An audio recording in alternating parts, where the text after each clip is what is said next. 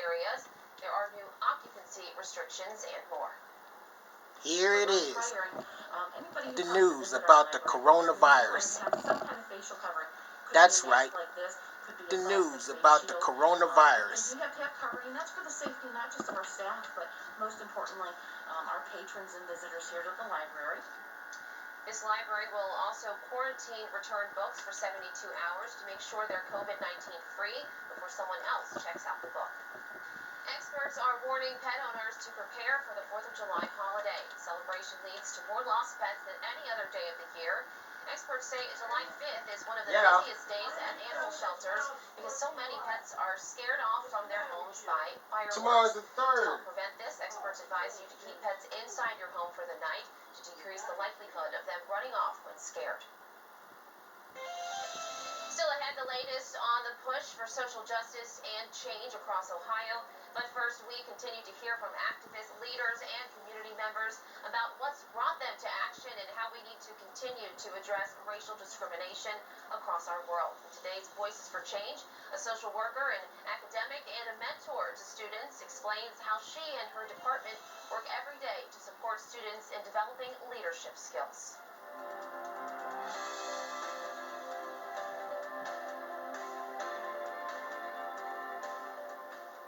I think a lot of students come to higher education institutions to be better people, to learn, obviously, in the academic piece of it. But a huge piece of being a college student is also the social piece of it.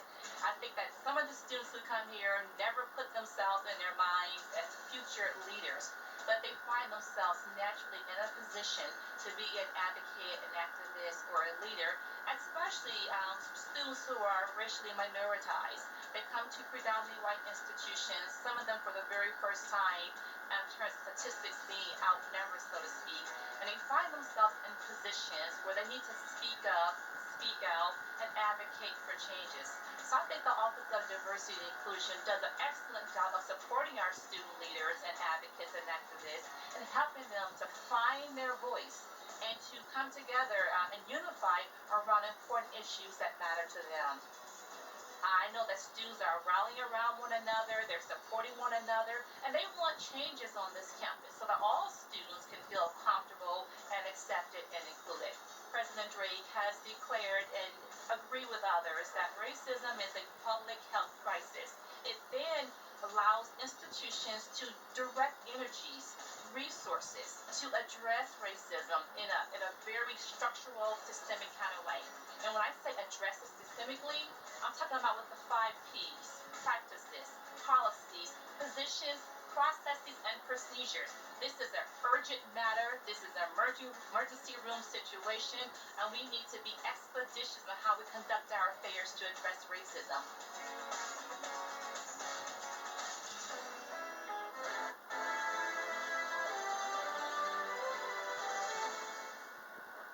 Persons with disabilities can get the information they need on COVID-19. Information in American Sign Language can be found at Communication Service for the Deaf at csd.org/coronavirus or by video phone at 1-833-682-7630 or visit the Centers for Disease Control and Prevention at cdc.gov. Persons with disabilities can find accessibility options for Spectrum products at spectrum.net/page/accessibility.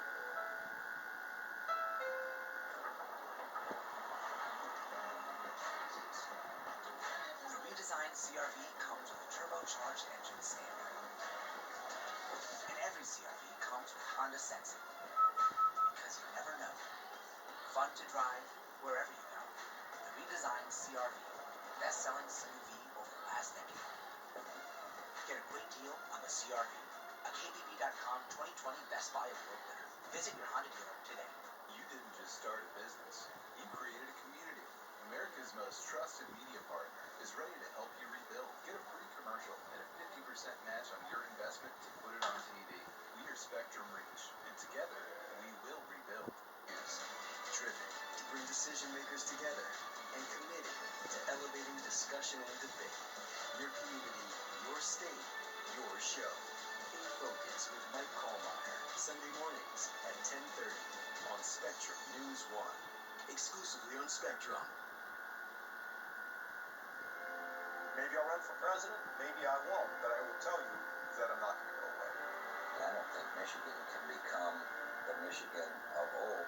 We're probably the first professional sports team in the world that was built by the fans. We are the biggest ice cream shipper in the nation, setting the standard for American ice cream. I get to live my dream. I mean, what more could I ask for? Conversations, Sunday and Tuesday night at 9 on Spectrum News 1, exclusively on Spectrum.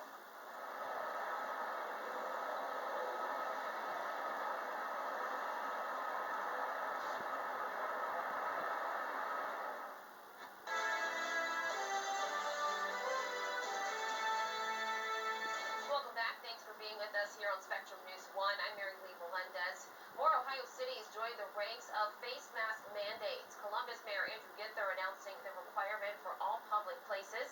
And Governor Mike DeWine has created a way for all Ohioans to stay up to date on the latest health information with the unveiling of the Public Health Advisory Alert System as a coordinated effort for messaging from his office. We'll have much more on today's announcement, but first let's get a quick check of your weather on the One's forecast.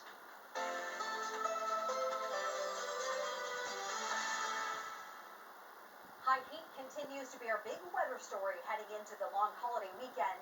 Afternoon highs tomorrow will approach the mid-90s in some spots. Now, if there's one positive out of this forecast, of course, those are very hot temperatures just alone, but the humidity is not going to be incredibly high. So that 95 is going to feel like 95 out there. A slight chance for an isolated pop-up or two, especially for the northern half of the state on Friday afternoon, when it is going to be a pretty dry, sunny, and hot weekend. No rain showers out there My today. mask. Just some really hot temperatures. We're talking about upper 80s and low 90s for afternoon highs with lots of sunshine. Skies stay dry through the overnight hours. Temperatures mild in the 60s to around 70 degrees. And there they are heading into tomorrow afternoon. We are talking about low and mid 90s for an afternoon high. An isolated pop-up or two in the afternoon, again, especially north of I-70. Your next weather on the One in less than 10 minutes.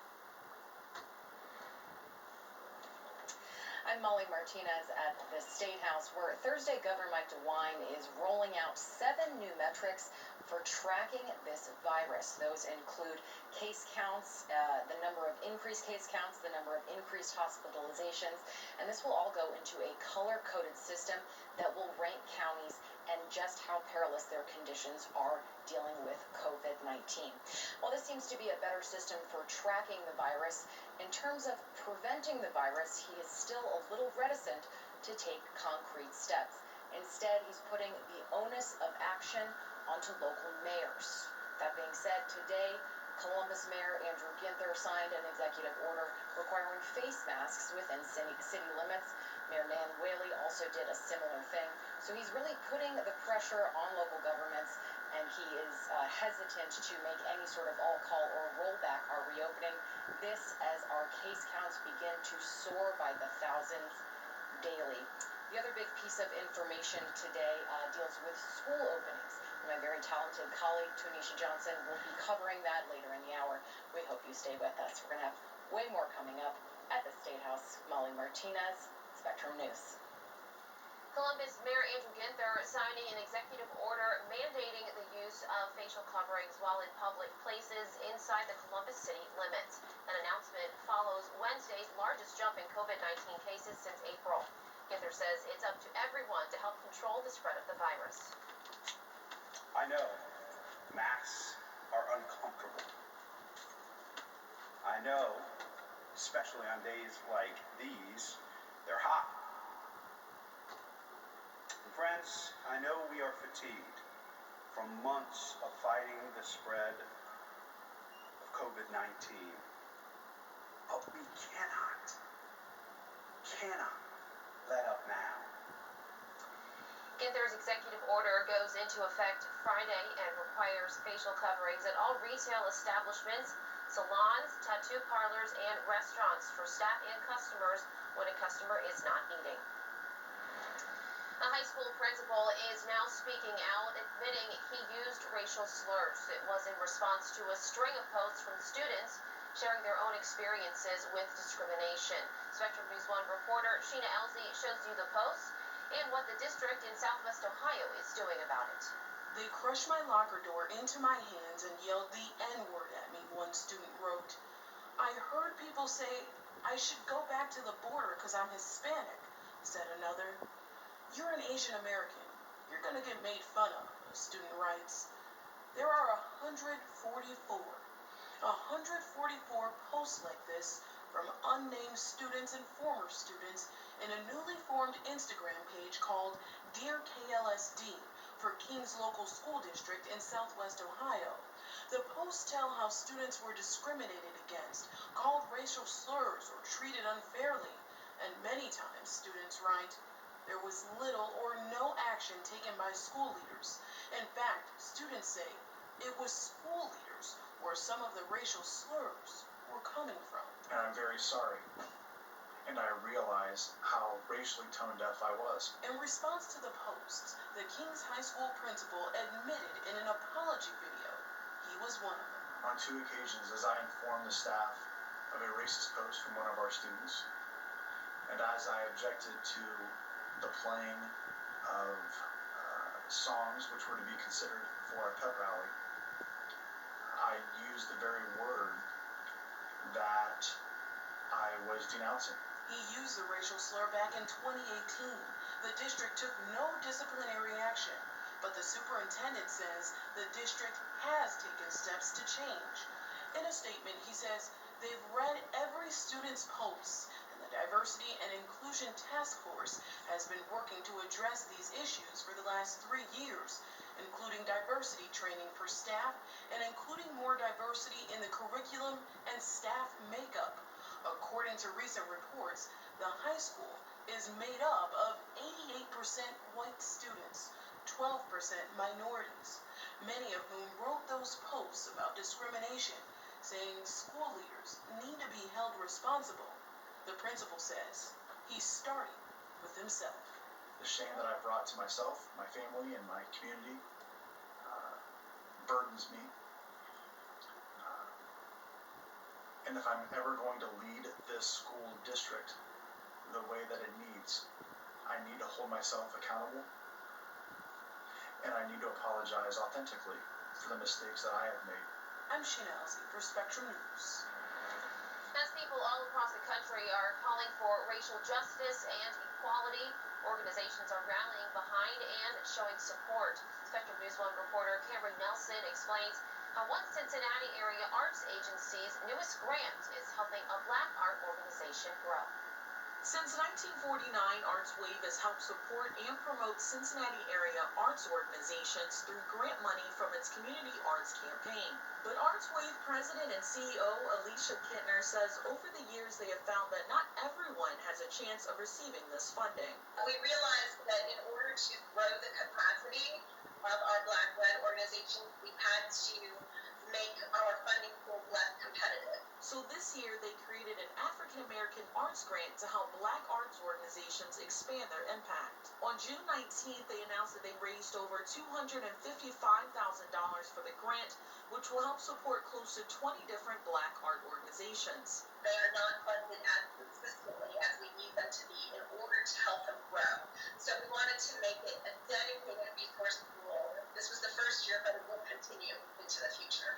One of this year's recipients was the Red Light Jazz Room, an event that helps college-age musicians gain more exposure and hone their skills as artists. I feel like sometimes schools drop the ball in creating these moments for students to just be themselves.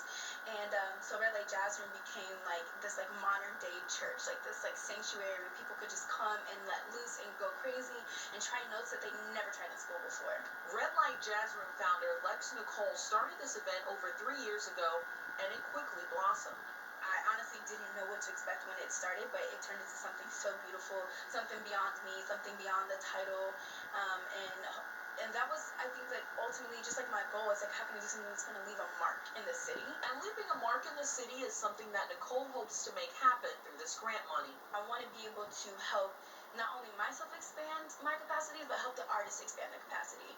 So putting them on stages where they can grow, giving them opportunities where they can grow, like providing them with more content, helping with their brand awareness. Not only will she have the opportunity to expand the horizons for these artists, but to do a whole lot more. With this grant, we'll be able to get set designers involved, technical directors, visual, mapping projections, just different things that can enhance this experience now that we don't have the opportunity to do it live. The Red Light Jazz Room may have been at a standstill because of the pandemic, but Nicole is excited about what's in store for the future. It's not a setback, it's, preparing us for a bigger come up, and I think that had I been focused on other projects, I might have missed the window for this Artways grant, So I think that there's beauty in it all, but we are very excited and to be just innovative about what we're going to do to continue to push the brand forward. For Spectrum News, I'm Kimberly Nelson. Small business owners have come to rely on federal loans and grants throughout the coronavirus pandemic. You've likely heard of the Paycheck Protection Program, or PPP loans. But there's another taxpayer-funded relief program that is giving out tens of billions of dollars and not getting the same attention. Our Washington Bureau reporter Taylor Popolars covered a hearing about the good and bad of the EIDL program. The Paycheck Protection Program has helped keep thousands of small businesses and employees afloat during the coronavirus pandemic. And I've done several stories on lawmakers from both parties celebrating it and voting to put more money toward the cause. But this hearing on Wednesday marked the first time I focused in on the Economic Injury Disaster Loan, or EIDL, program. We're much stronger and at a stable operational staff level today. That's James Rivera, the Small Business Administration employee leading the EIDL program.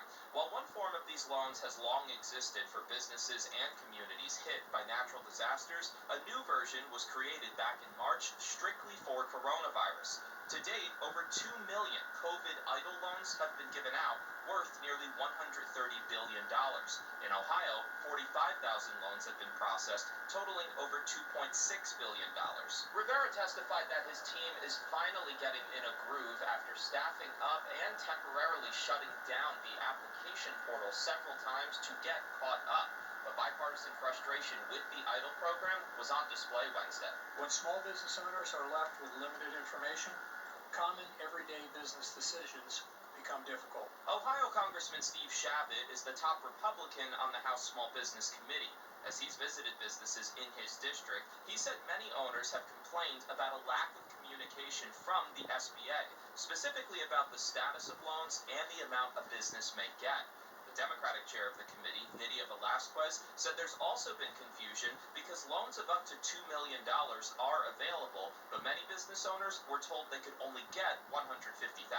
Small businesses looking to the SBA for help were essentially told, take it or leave it, regardless of need or size, and then told to have a nice day.